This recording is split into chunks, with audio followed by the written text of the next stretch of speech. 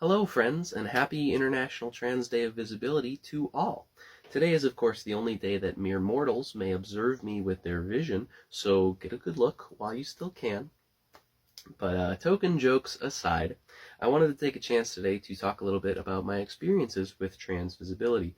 So full disclosure, I am getting over a cold, which explains the raspy, sickly nature of my voice, and the fact that I didn't really super feel like doing my makeup today. But I figured this would be a teachable moment, because this is what a visible trans person looks like. Or at least what this visible trans person looks like right now in this very time and place. Anyway, growing up, trans people weren't super visible to me. Going through school and everything, you know how society be sometimes, but more or less I did not know what transgender meant until I graduated high school at the earliest.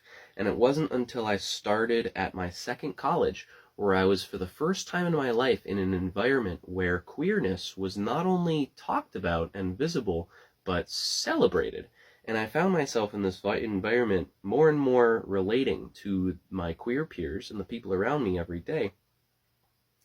But the moral of that story is that I was not able to even consider the fact that I might be transgender until trans people were made visible to me and normalized, because after all, we are just normal people, and that's it. So the story I wanted to tell was about this dress in particular, and the first time I ever wore it in public.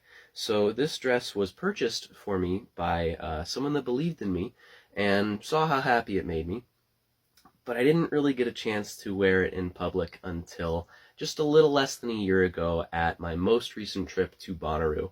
Now, I had brought it to earlier trips to Bonnaroo as early as 2018.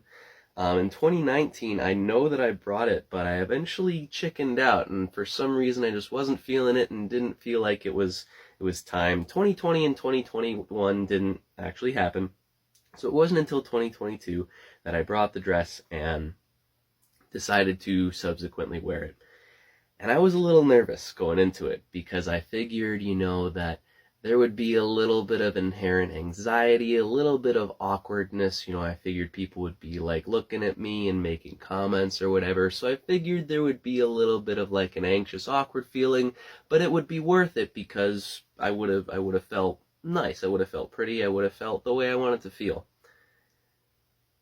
I did not expect to feel more comfortable in public than I have ever felt in my entire life.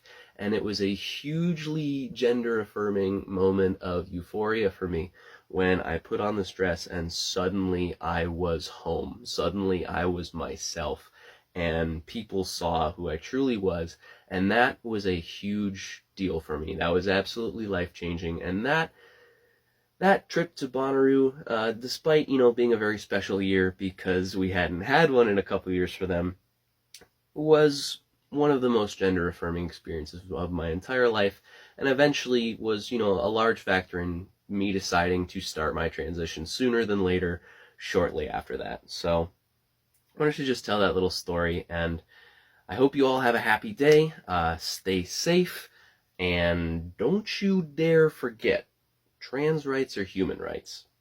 Thank you all. Have a great day.